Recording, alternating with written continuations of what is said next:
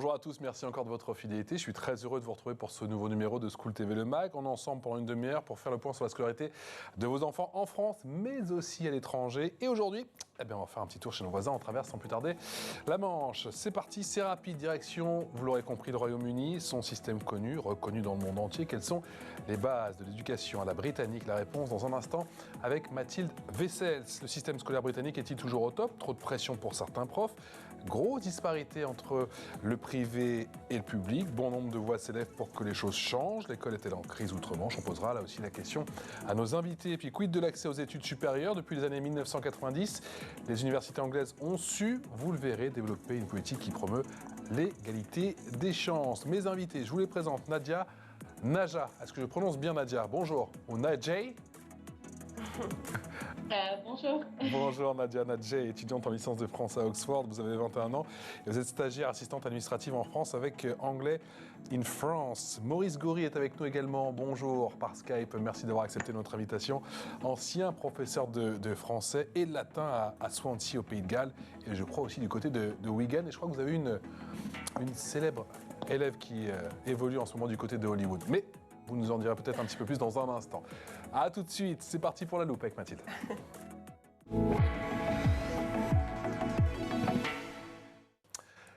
Mathilde Wessels, comment ça va? Ça va très bien et vous? Oui, j'ai fait un petit temps de pause pour introduire. Je t'ai suspendu à vos lèvres. Je me dis qu'est-ce qu'il va nous faire? A-t-il oublié mon nom, mon prénom? Non, pas du tout.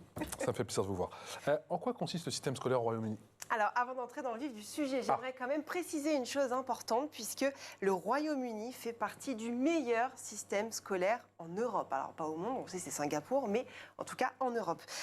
Une fois que ceci est dit, deux systèmes sont donc utilisés au Royaume-Uni. Le premier regroupe l'Angleterre, l'Irlande du Nord et le Pays de Galles. Et le second, c'est le système écossais, très différent des autres. On va plutôt s'axer sur le premier, si vous le voulez bien. C'est le plus simple et surtout le plus commun. L'école, donc, elle est obligatoire de 5 à 18 ans, comme en France. La majorité des établissements scolaires sont publics et gratuits. Et comment s'organise justement ce système alors? Alors, on a le Foundation Stage qui correspond aux 2 premières années de maternelle. Je n'ai rien dit. Non, de 3 à 5 ans. Et je précise que ces 2 années ne sont pas obligatoires. Nous avons ensuite le K-Stage 1, correspond donc aux classes de grande section CP en France et avec la fin un examen final. Il y a le K-Stage 2 qui correspond là aux classes de CE1 et CM2, donc l'école primaire en France, et se termine également par un examen final. Il y a beaucoup d'examens, vous le voyez, au Royaume-Uni. Beaucoup, ouais. Je vous vois sourire. C'est le K-Stage 3 qui vous fait rire, c'est mon accent. J'attendais le free. 3, qui équivaut cette fois aux classes françaises allant de la 6e à la 4e, donc collège. Et puis, à la fin, les élèves devront choisir les matières qu'ils souhaitent aborder lors de leur examen final du K4. Les établissements proposent 15 à 40 matières. C'est absolument énorme. J'étais très étonnée. Et ils sont obligés d'en choisir entre 9 et 12. Et ensuite, le 4e stage, donc, qui correspond aux classes de 3e et de seconde. Ça dure 2 ans. À la fin, les élèves doivent passer un examen final, le GCSE, General Certificate of Secondary Education, qui correspond au brevet des collèges. C'est fini la chronique ou vous avez déjà tout donné ou ça continue? Franchement, une fois qu'on l'a passé. Écoutez, c'est la dernière de la saison, donc moi je donne tout ce que j'ai commencé. Exactement, je vous reconnais bien là. Une fois que cet examen est passé, justement, ils ont quel choix les élèves? Quitter le cursus général pour un apprentissage ou poursuivre leurs études avec le K-Stage 5, vous l'attendiez celui-là, je le sais, pour obtenir leur bac. C'est le A-Levels en Angleterre, mais là encore, ils ont 3 propositions, les Sixth Form Grammar School ou Senior School, qui permettent d'obtenir le bac en 2 ans, ou les City Technology College, école publique secondaire spécialisée, comme par exemple la Brit School, vous connaissez, vous savez, c'est l'art dramatique, la célèbre école d'art dramatique en Angleterre. Et puis les Apprenticeship, apprentissage en alternance, école-entreprise, comme ça se fait en France. Et donc, expliquez-nous un petit peu le baccalauréat en anglais, ce sont les A-levels, c'est ça? Ah là là, je voulais vous mettre un petit piège, mais vous l'avez bien vu. passé, bravo. Oui, ce sont des examens qui se passent en 2 parties. Les examens sont notés de A à E et l'élève choisit le nombre de matières qu'il souhaite passer. Mais attention, les universités imposent un minimum de 3 à 4 matières. Quelle place à l'école privée au Royaume-Uni? Alors aujourd'hui, 90% des élèves suivent leur scolarité dans le public. C'est absolument énorme. Il faut savoir que les écoles privées en Angleterre sont très chères, comme les public schools qui sont réservées à l'élite du pays. Pour vous donner une petite idée, elles coûtent en moyenne 35 000 € l'année. Donc bon courage. Et puis au Royaume-Uni, le système scolaire autorise l'école publique aussi à être laïque ou religieuse. Donc ça, c'est important de le souligner. C'est évidemment pas du tout comme ça en France. Et comment se passe la journée type à l'école, justement, outre-Manche? Alors les élèves ont cours comme nous du lundi au vendredi de 9h à 15h ou à 16h. Mais chaque journée commence, c'est original, par un rassemblement dans un gymnase en général, afin d'aborder des thèmes relatifs à la scolarité ou à la société. Le midi, les élèves ont le choix entre amener leur repas préparé à la maison, j'aurais bien aimé avoir ça personnellement, ou manger à la cantine. Et puis après l'école, eh bien, les élèves ont des activités extrascolaires proposées en général par l'école, comme le sport, la musique, les arts, etc. Quand je pense aux Britanniques, je pense forcément à l'uniforme. Bah oui, vous avez raison d'y penser, puisque le port de l'uniforme est obligatoire au Royaume-Uni. Il a pour objectif premier, on en a parlé beaucoup de fois, hein, c'est vrai, ici sur le plateau de School, avec des pays du monde entier, notamment en Asie. Eh bien, le but premier, c'est de gommer les inégalités sociales entre les élèves, ainsi que les discriminations. L'expression orale. Merci beaucoup, Mathilde. C'est parti.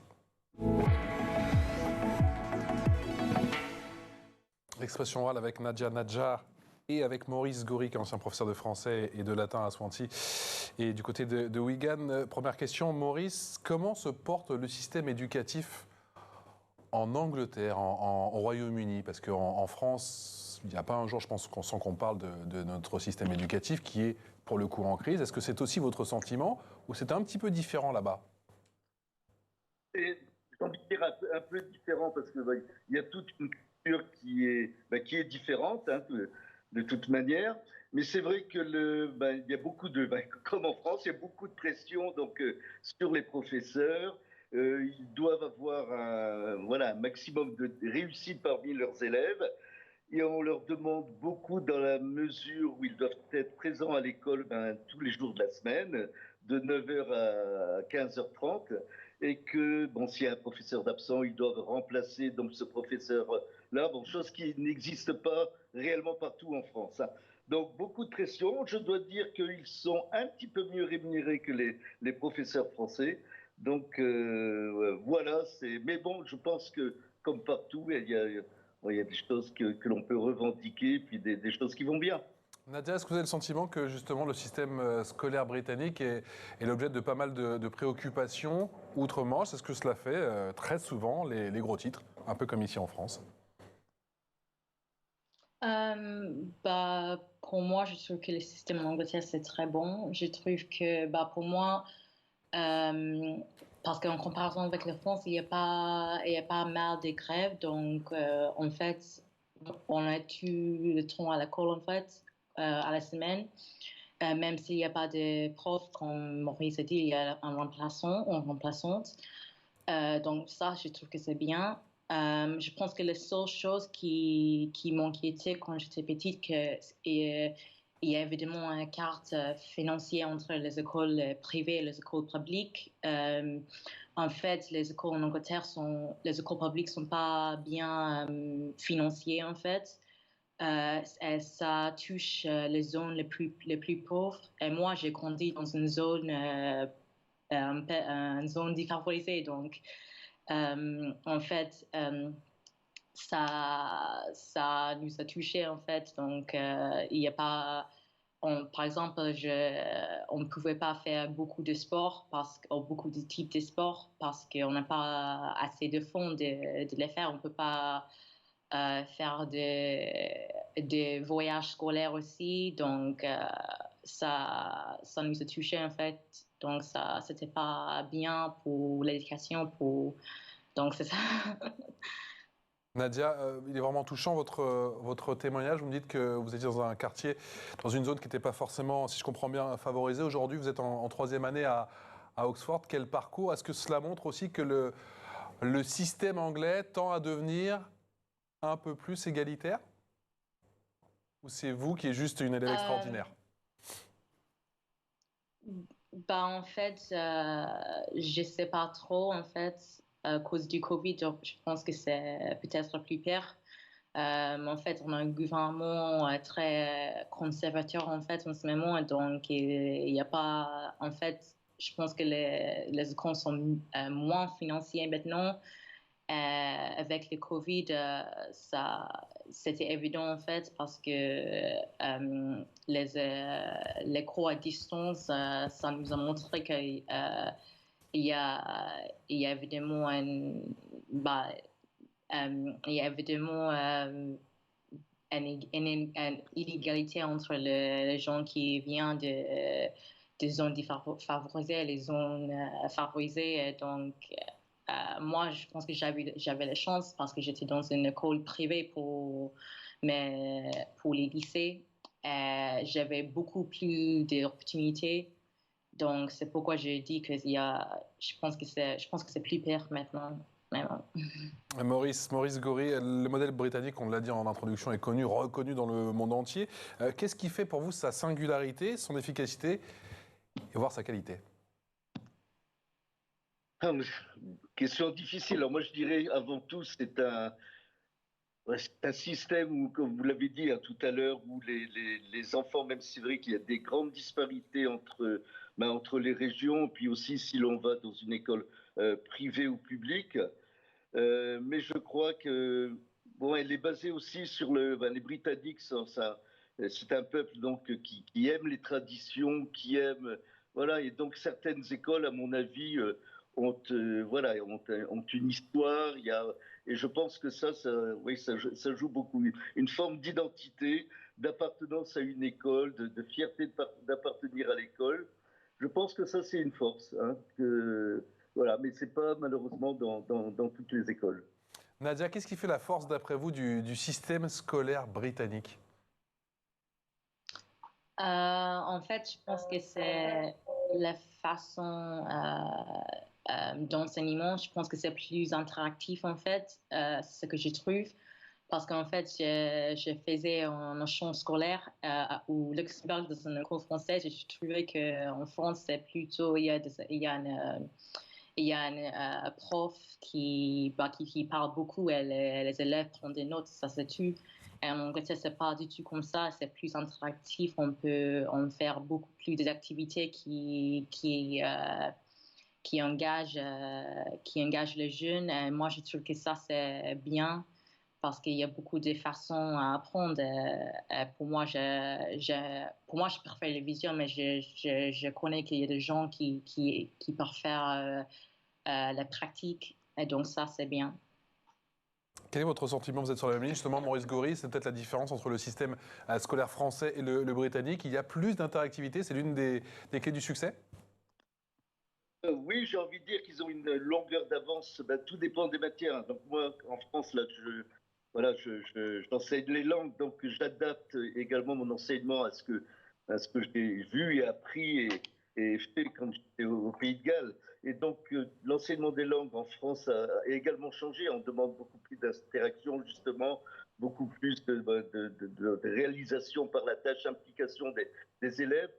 Je crois que les Britanniques ont été plus, oui, ils étaient précurseurs en quelque sorte. En plus, leurs groupes sont moins nombreux, mais petit à petit, je pense qu'au gré et au fil des réformes en France, on se rapproche un peu de ce système.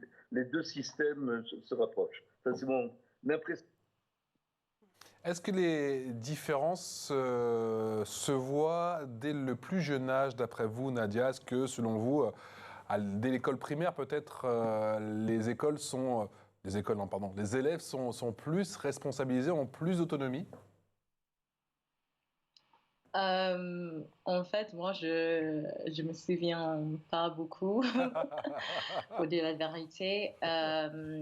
En fait, Est-ce qu'il y a une notion dans mon de secours, collectivité qui est importante dès le plus jeune âge, où on fait effectivement un peu tout ensemble et que je crois qu'il y a bon nombre d'objets au fond de la classe que l'on partage et qu'il y a beaucoup d'activités comme ça? euh, en fait, je sais pas, en fait, pour dire la vérité.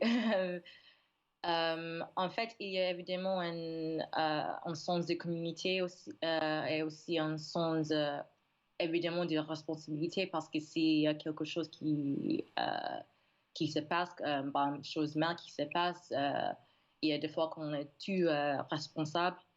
Donc, ça aide à créer un sens de communauté. Donc, je pense que c'est ça que je me souviens, mais en fait, je me souviens pas trop. Il n'y a pas de souci, je peux le comprendre. Maurice Gory, quel est le rapport qui est institué avec les professeurs, entre les élèves et les professeurs, que ce soit au Pays de Galles ou en Angleterre? La relation, vous voulez dire? Oui, la relation. Oui, donc la relation, c'est pareil, c'est vrai qu'on a une impression de proximité, ben, de fait que les groupes soient plus petits, et aussi de fait que donc tous les matins le professeur en charge donc d'un groupe retrouve sa classe. Je pense qu'il y a oui plus d'interaction et peut-être un peu plus de relations avec les élèves. Il y a aussi une grande différence, c'est que bon, en Grande-Bretagne, il y a pas le tu, hein, donc il y a you, et le you, ça peut très bien être tu ou vous. Je crois que ça fait une grande différence également. Certains professeurs acceptent qu'on les appelle par leur prénom, donc ça montre une grande proximité, mais il y a quand même non, mais il y a quand même le respect, tout ça qui est mis, ouais, qui est de base. Mais je pense que quelque part, oui, il y a voilà, même si en France, bon, voilà, on y arrive aussi. Hein, Mm. on a quand même de très bonnes relations avec nos élèves.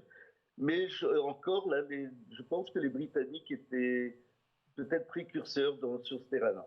Nadja, quelle image a le professeur en Angleterre? Quelle image!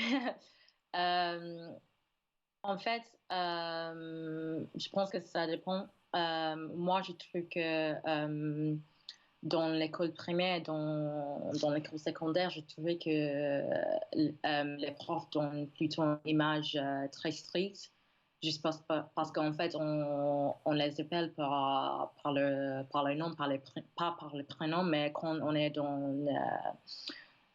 quand on entre à l'université à cet âge-là, c'est plus informel en fait, les relations, donc il y a plus de proximité. Donc moi, je trouve que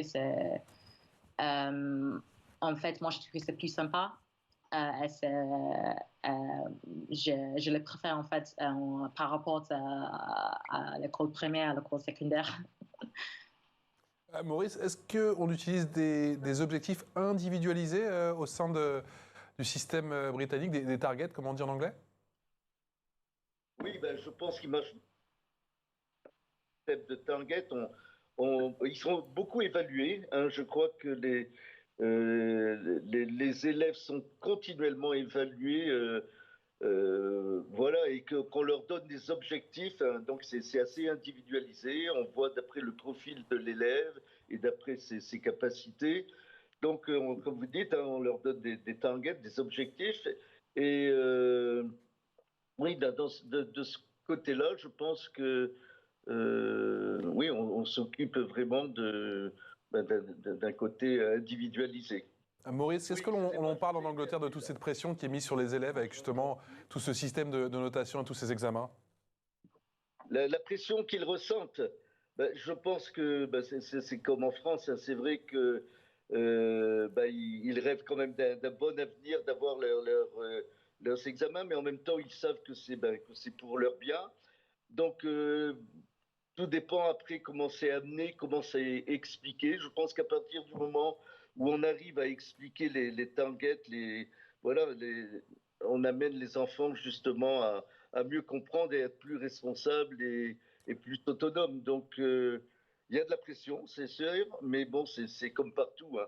Et puis en plus, donc, c'est un âge où ils se mettent eux-mêmes la pression également. Euh, donc voilà, je pense que ça, c'est malheureusement universel. Hein. Nadia, vous qui êtes à Oxford, comment on intègre justement la pression? Comment ça se fait en Angleterre et surtout comment eh bien, est vécu cet esprit de compétition? En fait, pour moi, je trouve que les pressions sont fortes. Oxford, c'est fort.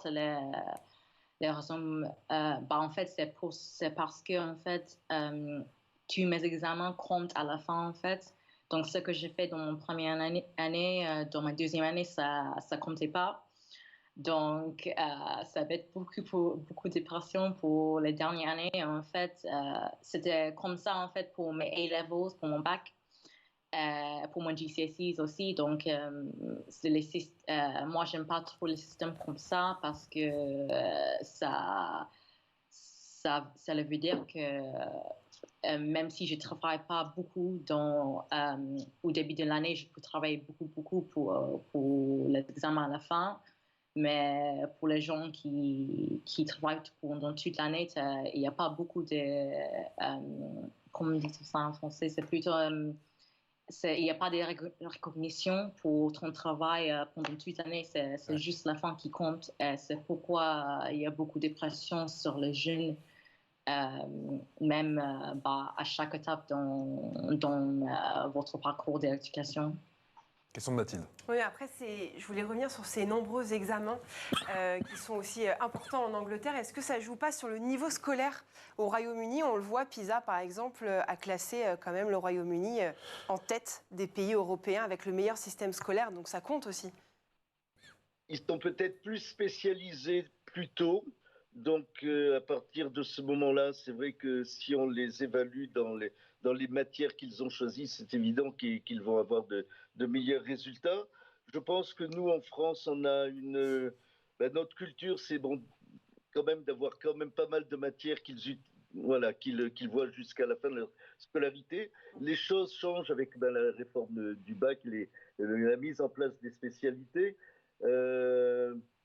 Mais oui, ça y est pour quelque chose. De toute manière, il y a les résultats qui sont là. Qu'est-ce qui fait que voilà, un pays est meilleur qu'un autre? Voilà. Et en même temps, je n'ai pas l'impression que voilà, les élèves qui est de Grande-Bretagne étudiaient davantage que les élèves français. Enfin, pour moi, c'était voilà, à peu près pareil partout. Hein. Mais ça prépare davantage aussi les élèves aux examens, d'avoir le plus tôt possible des examens aussi importants, non? Quand on arrive, parce que nous, en France, c'est le brevet, le premier examen vraiment important pour les élèves. Oui, c'est vrai. C'est vrai que donc là, ils sont habitués. C'est vrai que dès le Key Stage 3, là, voilà, ils sont en plein dedans, ils sont évalués. Bon, nous, en France, on peut rapprocher ça peut-être des examens donc, que l'on donne en sixième, mais bon, est-ce que ouais, c'est pas les mêmes enjeux, hein, les examens voilà, qui sont donnés en Grande-Bretagne et en France. Donc oui, peut-être que ça joue, mais bon, là, je peux pas trop répondre et surtout m'engager, voilà, au nom de tous les établissements français. Hein, c'est un sentiment vraiment personnel. L'info en plus avec Mathilde. Et ma chère Mathilde, les élèves vont bientôt pouvoir choisir une nouvelle spécialité de l'équivalent de leur brevet. Cela concerne justement l'écologie. Oui, effectivement, je vous parlais tout à l'heure de l'équivalent du brevet des collèges au Royaume-Uni. Eh bien, en 2025, les élèves pourront choisir une nouvelle spécialité entièrement consacrée aux enjeux environnementaux. Elle regroupera l'évolution des espèces, l'impact des activités humaines sur les environnements naturels, tout en familiarisant les élèves aux questions de durabilité pour les aider à agir en faveur de la protection de l'environnement. L'objectif, évidemment, c'est d'offrir des bases solides aux enfants dans le domaine des sciences, de la technologie et des mathématiques, tout en les sensibilisant à la résilience climatique. Et pour terminer, il existe tout de même déjà des options liées aux questions environnementales dans le A-Level, donc l'équivalent du bac français, enfin en France en tout cas au Royaume-Uni. Nadia, comment justement, parce que Mathilde vient de parler du A-Level, donc l'équivalent du bac, comment marche le processus de sélection justement après votre examen pour aller, pourquoi pas, à l'université? Il en est beaucoup question ici en France. Ça s'appelle Parcoursup, ça marche pas. Vous faites comment? En fait, c'est en terminale. Quand on fait l'inscription à l'université, en fait, on utilise un système qui s'appelle UCAS. Donc, en fait, on fait, c'est plutôt comme une candidature à plusieurs universités. Donc, en fait, on peut choisir jusqu'à 5. Donc, moi, j'ai choisi Oxford, d'autres universités. Donc, la première étape, c'est d'envoyer ton personal statement. Donc, c'est une lettre de motivation qui est personnalisée pour le sujet de votre choix. et aussi plutôt peut-être à votre université aussi. Et après, c'est tout pour la plupart des universités, mais pour Oxford, j'ai dû passer des examens aussi et aussi un entretien. Donc, ça mettait beaucoup de pression. Donc, pour moi, j'ai dû envoyer mon candidature au début d'octobre, je pense. Et après, j'ai passé un examen en novembre et j'ai eu mon entretien en décembre. Et après, j'ai eu le résultat en janvier que j'étais acceptée. Donc, ça, c'était bien. Et oui, c'était tout en fait. Et en fait, on a reçu mon offre, c'était il y avait une condition parce que, évidemment, j'ai pas terminé mon bac. Donc, j'ai dû obtenir une note très, très élevée. En fait, pour moi, c'était 3 heures. Donc ça veut dire que j'ai dû obtenir un bac avec une note mention très bien, c'est ça. Mention très bien. Nadia, on fait quelle tête quand on sait qu'on va aller à Oxford? Pardon, j'ai pas On fait quelle tête quand on apprend qu'on est pris à Oxford, qu'on va étudier à Oxford? On fait quelle tête? Quelle tête, ça veut dire quoi exactement? Est-ce que vous pouvez nous refaire la tête le jour où vous avez su que vous alliez aller à Oxford? Donc, Ça devait être un peu comme oui, ça, je moi, pense. j'étais comme waouh. En fait, j'ai appelé mon père directement en disant que j'étais acceptée. En fait, j'ai eu une petite soirée avec ma famille parce que c'était un gros réussi. Ouais. Donc, oui, c'était super. J'étais comme ça, en fait. Une petite soirée qui a duré 1 mois, j'imagine, quoi. Maurice, dernière question, Maurice Gori.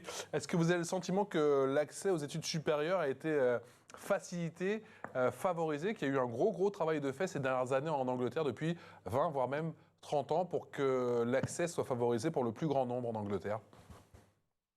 Je pense que chaque région a tout intérêt justement à envoyer le plus d'étudiants, voilà, et puis leur permettre par des bourses, par exemple, d'accéder aux universités. L'exemple de Nadia, moi, je trouve très bien. Félicitations à elle, parce que c'est vrai que des universités comme Oxford et Cambridge, c'est quand même la référence. Mais je crois que oui, un effort est certainement fait pour donner une chance à tout le monde. Merci beaucoup à tous les deux. Merci pour ces témoignages, encore une fois, pour nous expliquer un petit peu ce qu'était ce système britannique loué de tous, effectivement, connu et reconnu dans le monde entier. Et numéro 1. Et numéro 1 en Europe. En Europe. Merci beaucoup, ma chère Mathilde. Merci à vous, Nadia. Alors, je ne sais pas si on dit Naja, mais en tout cas, félicitations à vous.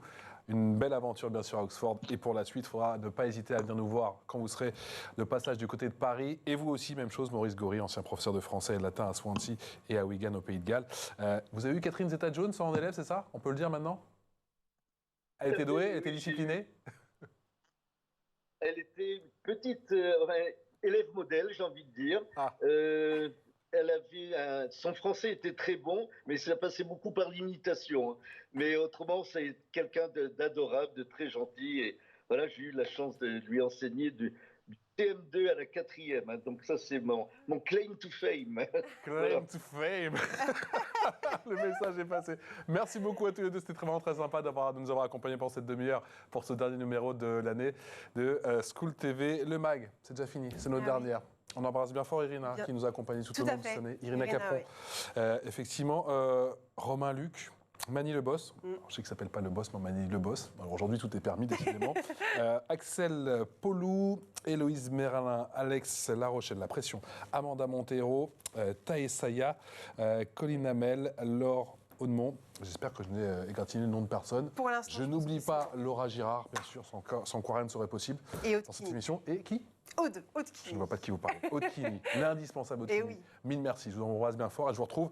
Ça fait un peu discours d'adieu, mais pas du tout. On se Non, on retrouve se retrouve à la rentrée. à la rentrée, bien sûr. Même chaîne, même heure. C'est pas encore l'heure, c'est pas grave. Je vous embrasse.